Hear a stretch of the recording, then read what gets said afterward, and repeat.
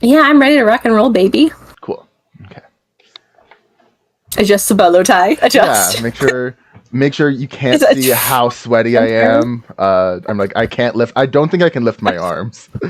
I had to go to the store right before this, so I'm like, hey, you know what? This is a safe space. Yeah, we'll blur it out if it happens. It's fine. Yeah. Okay. Oh my god, like how they blur out nipples. Yeah.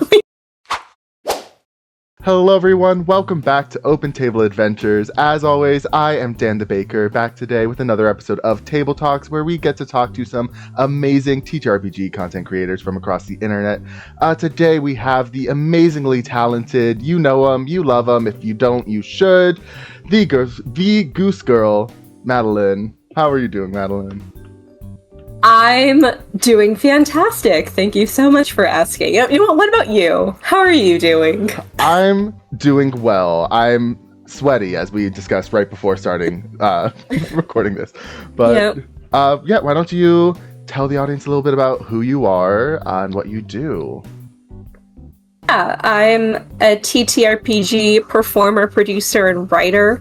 I came to know Dan last year through a show I ran called Blood Island, which was Love Island with monsters, and that kind of just sums up the work that I'm interested in doing. Is just very kind of silly things. I'm also a stand-up comedian improviser, and I do that around Los Angeles. And then I do dramaturgy, and dramaturgy is like theater criticism, and my dream is to bring it into the TTRPG space. So yeah, that's kind of me as a person. And every now and then I'll remember that I did, technically speaking, win Blood Island, and I am very proud of that, just saying. I thought you were going to say I did a rap of Witchy Wild. That too. I'm very proud of that as well. Watch Blood Island, everyone. But yeah, you're here today to specifically talk about a new little show that you're working on. Feels to be in a similar vein to Blood Island. So why don't you tell us a little bit about Fresno by Night?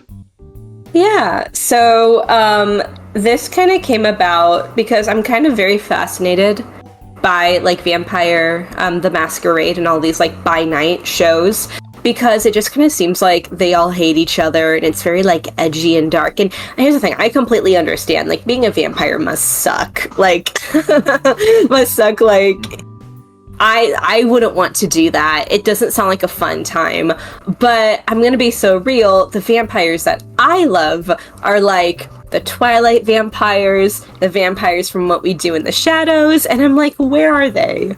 Where are they in these like Vampire by Nights? Because like, yeah, even though like the vampires in What We Do in the Shadows, like they live together, they don't always love each other, but they're always getting into like hijinks. And I kind of love that tone of like vampires getting into hijinks and kind of leaning into something with a more comedy tone than one that's like serious and a little more straight edge, because contrary to popular belief, I can't be serious to like save my life. And it's much easier for me to do something like earnestly silly than do something earnestly. So I wanted to do something that was comedy oriented, that kind of played with the by night and doing something a little bit different, that wasn't like straight edge, something that wasn't gritty, something that was on the sillier side. So yeah. Yeah, because there's the LA by Night, I think, is like the original, like the big, by night. Mm-hmm. I think that was the first of the by night franchise, like New York by night. I think there's a by night for like every major city at this point. And I think Fresno is in need of a by night 100%.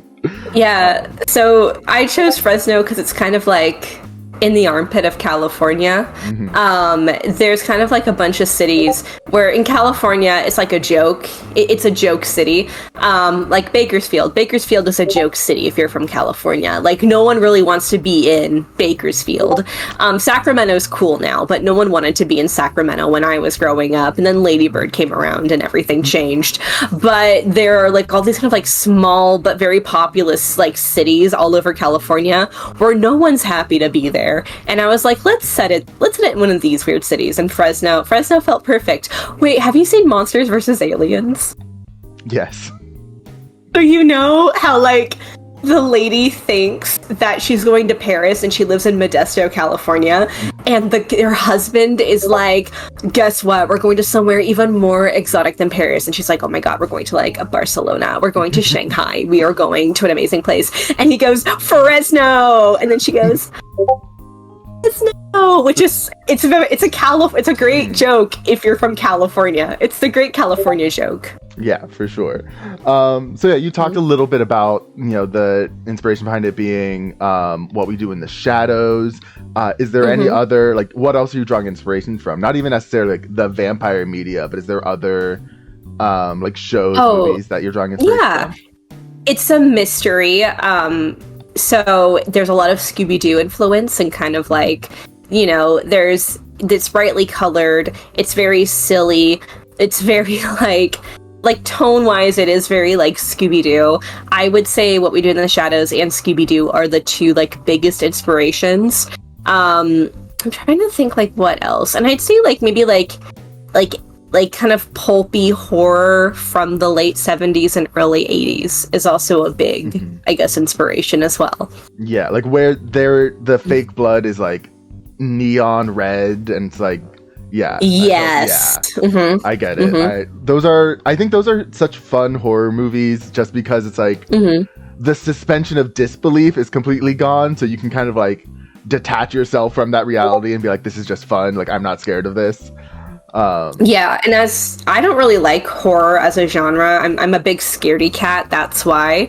But at least with like these B movies, there's the schlock camp factor to them where it's like, we're not really like, yeah, maybe we're going out to make art, but the end product is so kind of divorced from its own reality that it takes on a new meaning from the audience.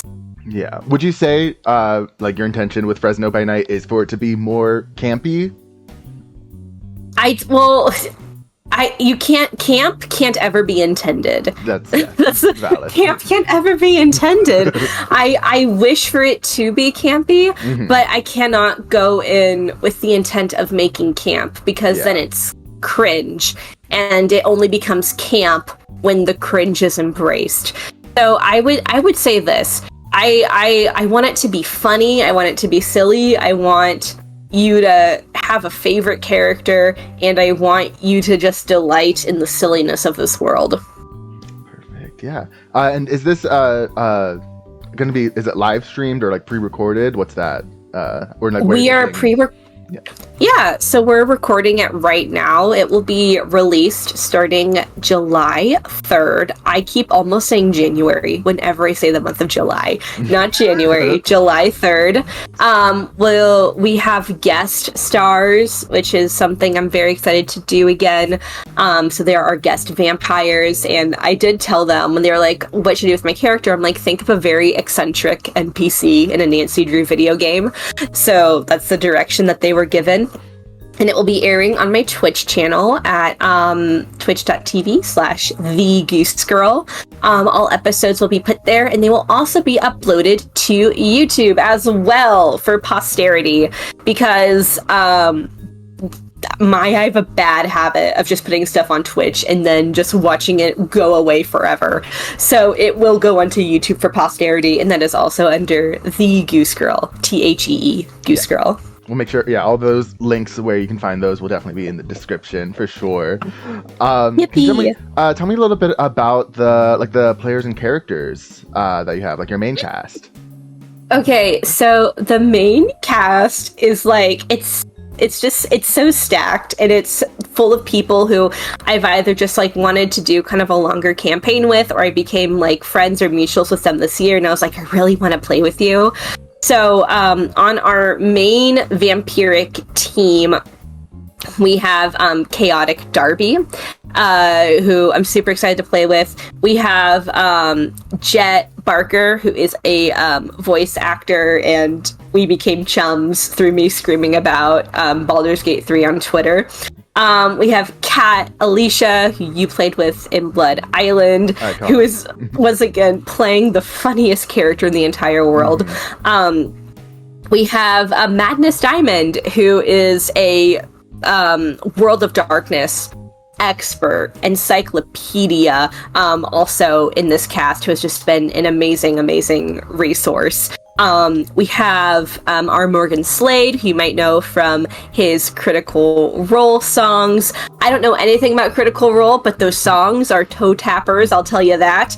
And then the last of our main cast is a Sailor Scout, Austin, who I love with every inch of my heart. And I'm so excited with all of these people. I'm just so excited to get to play a big kind of like, not a full game, it's 6 episodes long, but I get to hang out with them for a longer period of time. Yeah, I feel like 6 episodes is like, for a TTRPG series, is kind of long. Like I feel like 3 to 4 it tends to be like, you know, the mainstay for like for the smaller series, at least. Of course, there's the ones that go on for 20 episodes at a time.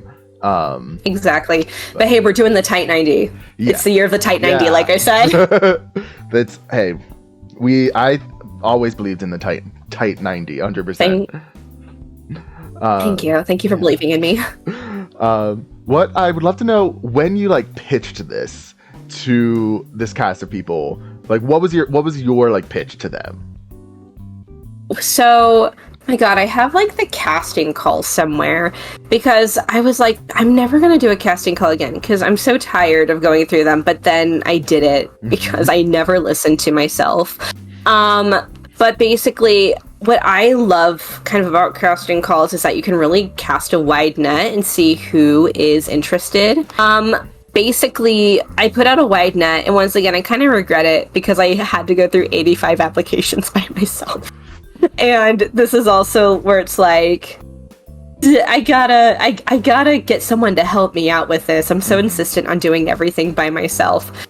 But I pitched it as What We Do in the Shadows meets Scooby-Doo, because I really wanted to put up front, this is a comedy, and I didn't want people who wanted like the straight edge, you know, going and being like, this is a straight edge game. And like, it sounds like I have hate towards those games. I have no hate at all. That was just not the story that I wanted to tell. And I wanted to make sure that everyone was on the same page. One thing that I did include in the questionnaire is everyone had to tell me who their favorite vampire was. So that way, I like to have these sort of questions, because then when people put in like the justifications, you can kind of get to tell who they are a little bit as people if you don't know them. Like some people put like the Count from Sesame Street, which was such a funny answer. And of course, when people kind of justify that, you're like, oh, this is who you are as a person. And yeah, so that's kind of how it happened, was through kind of like this open kind of like call sheet. But seeing certain people, like when Austin applied, I was like, I want to play with Austin so badly. Yeah. And it's also so hard though, because like so many amazing people apply and you're like, fuck, I have to say no. And this is also kind of why I hate casting a little bit, because it's one of those things where it's like, it's never you. It's always like availability or like, you know, knowledge, or you know, it is never you. It is always like external circumstances, and it's a giant puzzle that you're putting into place, and it's just so hard to put together. It does sometimes feel like playground games. You're picking your teams for dodgeball or whatever, and you're like, someone's got to be picked last. Someone is got to not be picked, and someone's, you know, but that's kind of just like someone has to not be picked. You know, you can't pick everyone. I know, and it's in an ideal world, I can and I get to, but it's also like with this cast, I'm just so excited to work with them. Just beyond enthralled and beyond enthusiastic. Yeah. And what is your favorite vampire? Since you asked your players that, I'd love to know your answer. I have 3. I have 3 favorite vampires, and one of them is Astarion from Baldur's Gate 3. My husband. I thought your one was going to be, so I was like, I was ready for that. I have 3. My second favorite vampire is Emmett from Twilight. Emmett, the biggest, dumbest vampire in the entire world. Pure himbo. I love him. Exactly. And then my third favorite vampire is not the book version, but the web series version of Carmilla. The web series from 2014. Yeah, she's my third favorite vampire. I love her. That's, yeah, all very valid and very, I should say, diverse in just who they are as people. Wait, Dan, who's your favorite vampire? I think if I had to choose one, it would probably be the Count from Sesame Street. Like, if only for the fact of me choosing that tells you a lot about me as a person. It does. Yeah. I do also love, oh my god, why can't I remember her name? She's my favorite, but the woman from What We Do in the Shadows. Nadia, yes. Listen, it's a Tuesday night and I'm tired. It's but yeah, I love Nadia. I love her. I love her. Just all the vampires in What We Do in the Shadows are like, I love them. They're such caricatures, and I love a caricature because it's just good shorthand. It's good comedy shorthand. Yeah. You know, as long as it's done in good taste. A caricature is so funny. 100%. I would love to. This is kind of a more like abstract question, but like I feel like of all the supernatural creatures, you know, out there, vampires lend themselves more to a comedic atmosphere. Like I feel like it's really easy to make a vampire funny. Why do you think that is? Like, do you agree with that? So I think about the vampire, like, also this is my academia brain kicking in, because like, you know, one of the first, not Dracula isn't the first vampire, but one of the most famous vampires is Dracula. But when you think of him, he's so tall and imposing, and he has like this draw to him that's so mysterious. And of course, playing that straight is so like, you know, scary and enticing and a little bit like sexy, but then, you know, it's that thing where it's like a big imposing figure and he trips on his robe as he's walking forward, and you hear him go, ah shit, in his like Transylvanian accent. I also think of like the Tumblr post of like, my love, how do you operate the oven again? I think about that because it's like vampires are also so archaic that they don't really know how the world works, and a vampire, like, I don't know, putting in effort to learn technology is a very funny concept. And I think kind of once you play around with like the regality of the vampire and its stature and like the whole kind of like sexy, alluring thing, and you kind of turn him into just a little guy, it's really what it is, and that's what's exciting about it. It's almost like it's taking the wind out of the trope of that like sexy, alluring, like statuesque, you know, creature. It's like, yeah, give that creature an iPhone and see what happens, and it's like hilarity ensues for sure. It's the thing of like giving a Victorian child like tackies or something. Yeah. Except vampires can't die, so they just have to deal with that. Exactly. They just have to, like, my love, the heartburn. Can you please give me the Tums again? Yes. I would love to like know, like, obviously this has its you're not I don't want spoilers, but is there something that you have, you know, like done so far that you are excited for people to see? Like, is there like, can you give me a little teaser? Yeah, no. So I will say this. Like, I didn't go into this being like there's a theme. I never go into anything with a theme. I just go in to tell a story, and the theme will just emerge from it. But then I kind of realized, like, oh fuck, this theme is about queer resistance. This was like, Jesus fucking Christ, I can't be that guy. Tell another story about found family and queer resistance. God, look at this motherfucker. But kind of going in, I'm like, oh, if I play my cards right, this is what the story is about, or what the story could be read as, because, like, the antagonists, and it's very clearly set up who these antagonists are.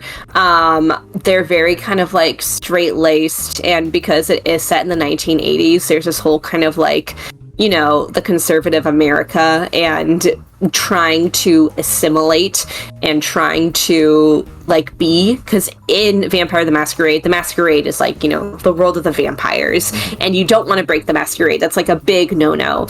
And kind of the question is, well, what happens when you take that to the utmost extreme, to the point where you deny yourself your own identity? And this idea of kind of vampires who maybe hate themselves a little bit, who are kind of holding on to their humanity by any means necessary, but that adds to the demonization of other vampires and the way that they live their lives. Totally, yeah. I do think there is almost an inherent queerness to the vampire lore. So I think yeah, to that for sure. Carmilla is a very sapphic coded story. By the way, the first vampire story I was educated on when during our session 0, we were talking about our favorite vampires, is a black vampire, and he was, I believe, I have to Google this because I don't want to say something but then not back it up, because this is important. So it's called The Black Vampire, A Legend of Saint Domingo. And basically, it is about, it's an anti-slavery short story. It is by Uriah Derrick Darcy.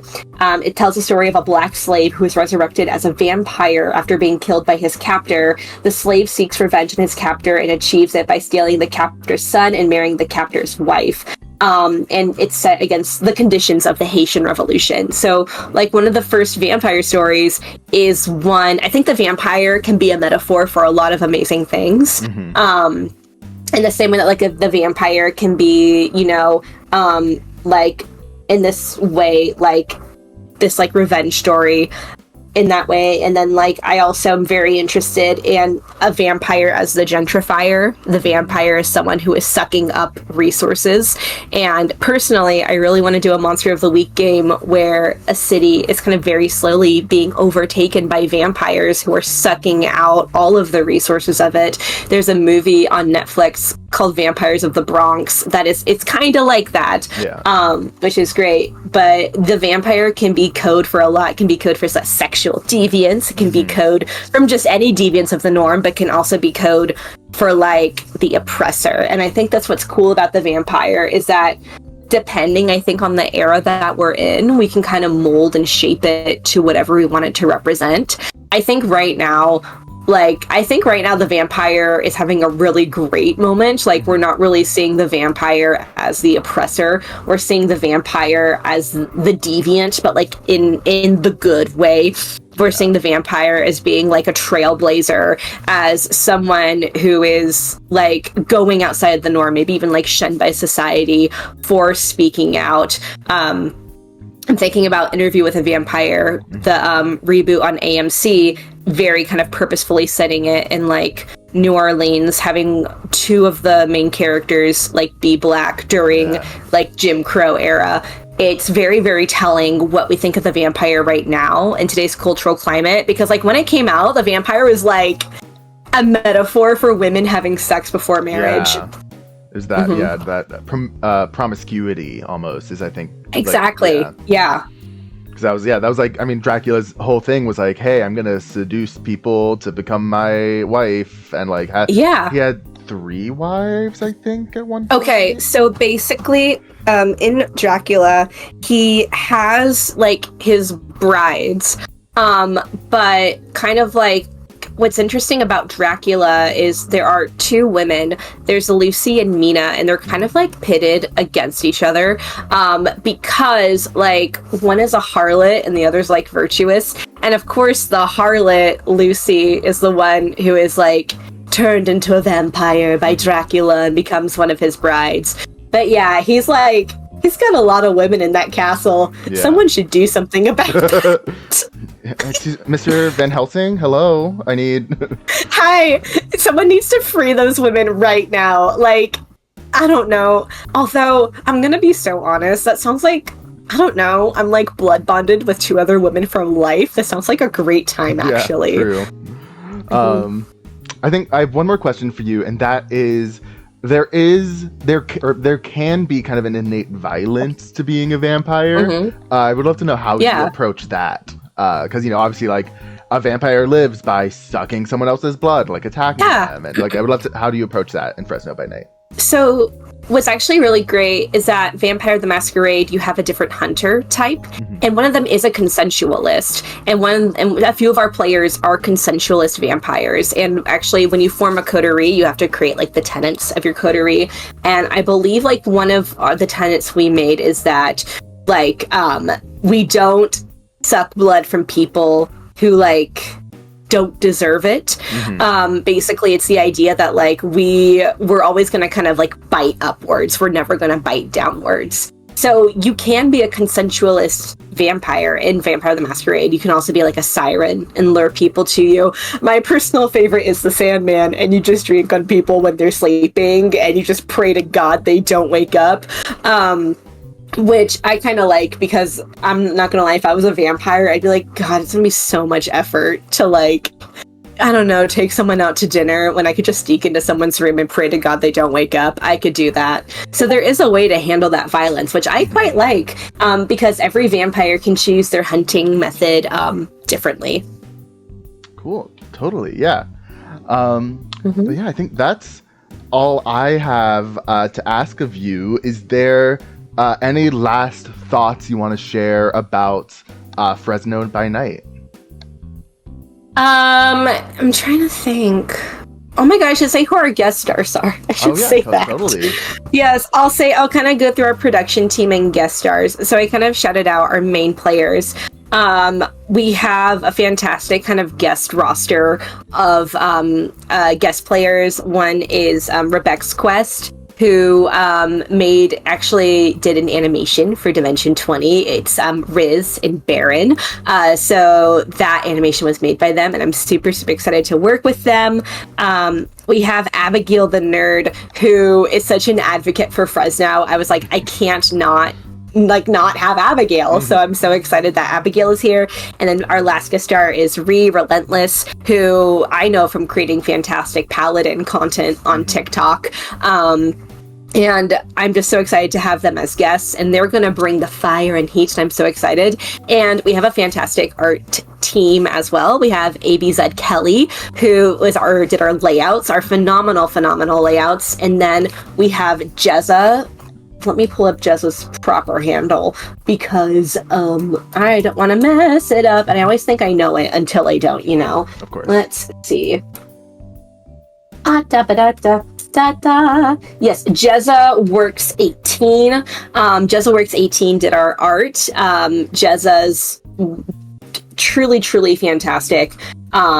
Wonderful art, and I can't wait to like show it off. And then we have a dramaturg, Finch, who is Finch_Edmund, is our dramaturg. They also have they do a whole lot of other amazing stuff in that tabletop role-playing space. So it's just a really fantastic team of just very like intelligent, creative people. Cool. Yeah. And then, lastly, hit us one more time with where you can find Fresno by Night, and then where they could just find you in general, too. Yeah. So all of Fresno by Night content will actually be founded under me, in my name, because it's my child. My horrible Renesmee baby, my little animatronic Renesmee. So it'll be released on my my Twitch. It'll be released on my Twitch at twitch.tv/thegooseGirl. That's THEE Goose Girl. Cast announcements. We're recording this the 25th. I'm hoping they'll go out this week, so you can also see this beautiful cast and the amazing artwork that Jezza has made. Yeah, and then for me, I'm the Goose Girl on all good social media platforms.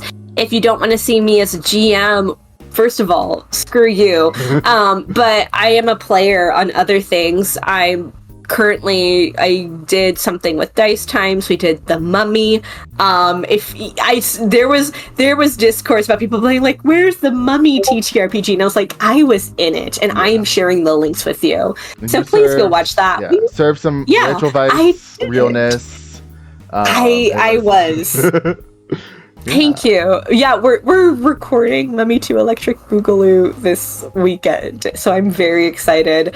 But yeah, so But I'm just very excited and proud to be here, just like being in this space with such amazing people. Like, I don't know. It's like community theater, but with well, there still is drama, but in my community theater, there is no drama. Yeah, well, perfect. Thank you so much for coming in here, telling us all about Fresno by Night. Everyone, make sure you check it out. This should be coming out the week before, so next Friday. Sick. Yeehaw. July 3rd is when it'll be coming out, so everyone check that out. And obviously make sure you stick around here at Open Table Adventures. We have more talks with incredible content creators like Madeleine. We have recipes, we have actual plays, we have so many more things that you should check out. Any last final goodbyes, Madeleine? I'll say this. Call your representatives, please. Call your representatives. They're like, I know I don't mean to like kind of smile and be like, oh my god, but y'all, we have so much power in our hands. Call your representatives. There are websites you can go to where you can click and money will go to assist Palestinians. Please don't stop sharing GoFundMes. Please keep that kind of traction going. It's still really important to talk about. Yeah. Very that. Hard agree. But yeah, thank you all so much for watching. Check out Fresno by Night. As always, I have been Dan the Baker. This has been Open Table Adventures, and you are always welcome to pull up a seat. Bye-bye.